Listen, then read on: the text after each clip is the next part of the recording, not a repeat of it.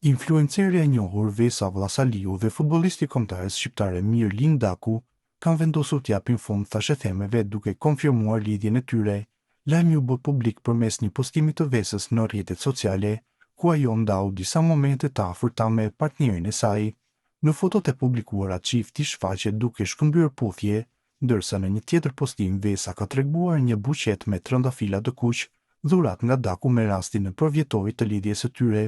Gëzuar për vjetorin, ka shkruar ajo në mbi shkrimin që shoqëronte foton romantike, edhe pse deri më tani e kishin mbajtur marrëdhënien e tyre, larg syve të publikut prej muajsh janë përfolur për afërsinë mes tyre.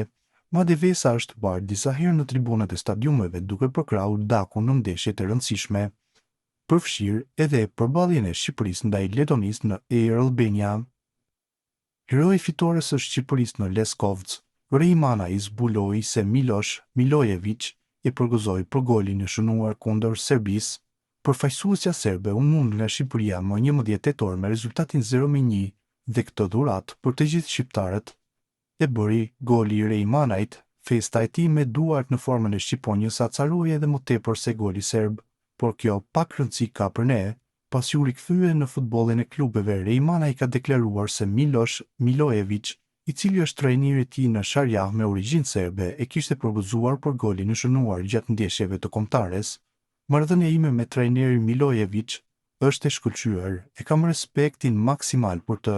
Në fund të fundit ai më përgëzoi kur u ktheva në klub nga angazhimi me kombëtaren. Kjo është normale në futboll, ne jemi të gjithë këtu për shkak të suksesit të Sharjah, tha Manaj, siç raportohet nga El Etihad.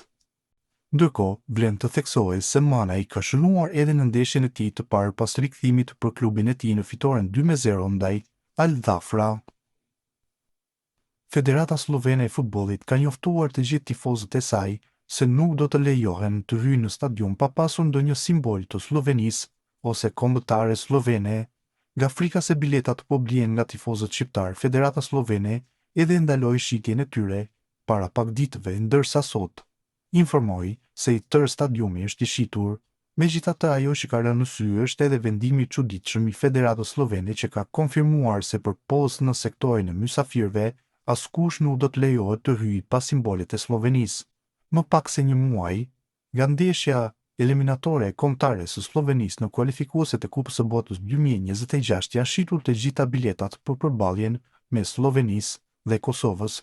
Stadiumi Stožice do të jetë sërish i mbushur më 15 nëntor, ndërsa Federata e Futbollit të Slovenisë u bëri thirrje të gjithë mbajtësve të biletave të sillen në mënyrë sportive në tribuna.